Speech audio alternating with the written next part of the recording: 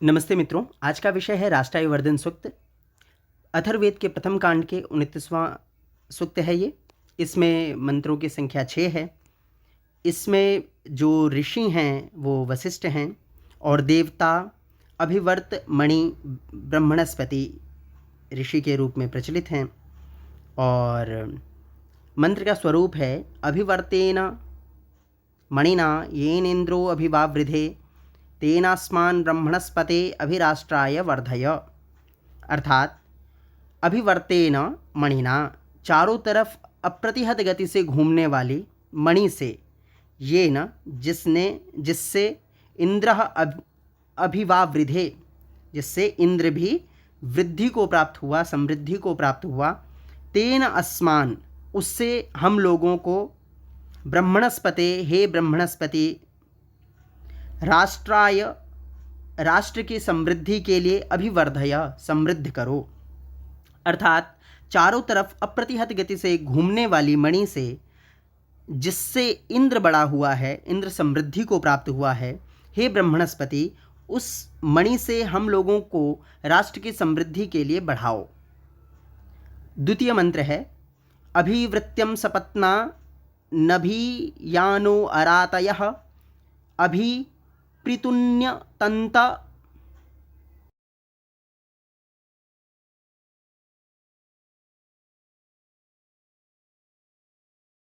कर।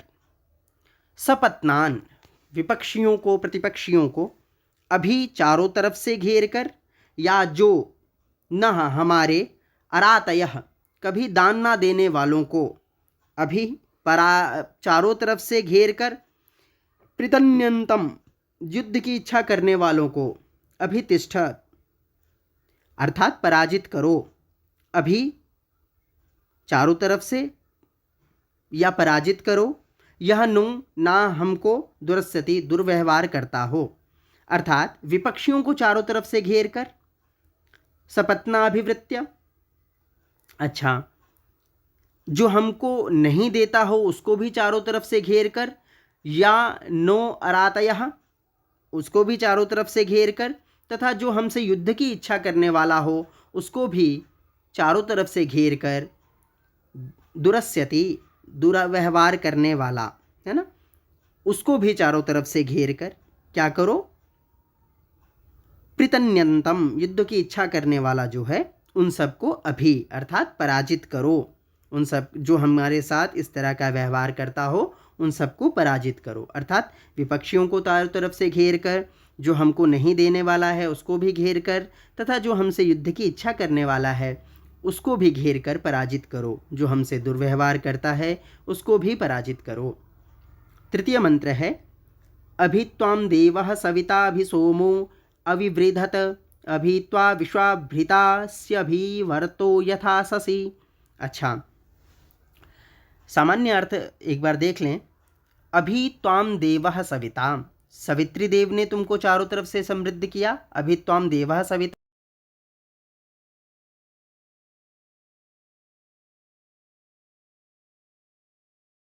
है ना। त्वां देवः, सविता देवः, सोमः अभिवृधत, है ना, चारों तरफ से समृद्ध किया। अच्छा, अभि त्वा विश्वाभृतास्य अभिवर्तो यथा ससी, संपूर्ण प्राणियों ने तुमको चारों तरफ से समृद्ध किया, है ना। अभी चारों तरफ से, त्वा तुमको, विश्वा मतलब संपूर्ण, भूतानि प्राणियों ने, अभिवर्ततः चारों तरफ से घूमने वाले जो हैं, उसने तुम्हें क्या किया, समृद्धि किया, ताकि तुम चारों तरफ क्या कर सको, घूम सको। अभिवर्तः यथा ससी, ताकि तुम चारों तरफ घूमने वाले जिससे बने रहो, घूमते रहो। तो सामान्य जो स्वरूप है वो है सवित्री देव ने तुमको चारों तरफ से समृद्ध किया, सोम ने तुमको चारों तरफ से समृद्ध किया, संपूर्ण प्राणियों ने तुमको चारों तरफ से समृद्ध किया, ताकि तुम चारों तरफ घूमने वाले बने रहो। इसी क्रम में अग्रिम मंत्र है अभिवता अभिभवः सपन्न क्षयणो मणिः रक्षाय मध्य बध्यताम सपन्नेभ्यः पराभुवे। अच्छा, अभिवर्तः चारों तरफ से घूमने वाली, अभिववः पराजित करने वाली, सपत्न क्षयणः सपत्न क्षयणः विपत्तियों का विपक्षियों का संहार करने वाली, मणि मणि राष्ट्राय राष्ट्र के समृद्धि के लिए, मह्यम मेरे में बध्यताम बधे, सपत्ने सभ्य विपक्षियों को पराभुवे पराजित करने के लिए, अर्थात चारों तरफ घूमने वाली, पराजित करने वाली तथा विपक्षियों का संहार करने वाली मणि राष्ट्र की समृद्धि के लिए तथा विपक्ष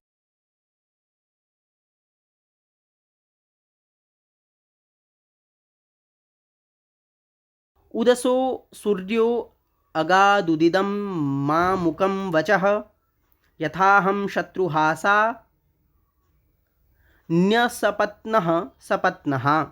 अच्छा, हासानी अस अम, अम, असानी असानी हूँ। अच्छा, तो कैसा क्या निवेदन है? तो कहता है असौ यह सूर्य, है ना, यह सूर्य ऊपर चला गया। असौ सूर्य उत उगात, असौ सूर्य उत उगात, उदगौ असो अगात, है ना। त अगात ऊपर गया, उत अगात मतलब ऊपर गया। तो असौ यह सूर्य, जो यह सूर्य है वह ऊपर गया। इदम, अच्छा फिर क्या कर रहा है? उत इदम मामकम मेरा वचः मंत्र जिस प्रकार, अच्छा यानी मेरा मंत्र भी ऊपर गया, है ना। तो उत इदम मामुकम वचः, मेरा जो ये मेरे द्वारा बोला गया मंत्र है वह भी ऊपर गया, ताकि क्या हो? अहम मैं शत्रुहा शत्रुओं को मारने वाला, असानी हूँ, और क्या हूँ? असपत्नः बिना प्रतिपक्षी का हूँ, और सपत्नः प्रतिद्वंदियों को मारने वाला हूँ। तो जो स्वरूप है वो है, यह सूर्य ऊपर चला गया, मेरा यह मंत्र भी ऊपर गया, ताकि मैं शत्रुओं को मारने वाला, प्रतिद्वंदी रहित तथा प्रतिद्वंदियों को मारने वाला हूँ। अंतिम मंत्र है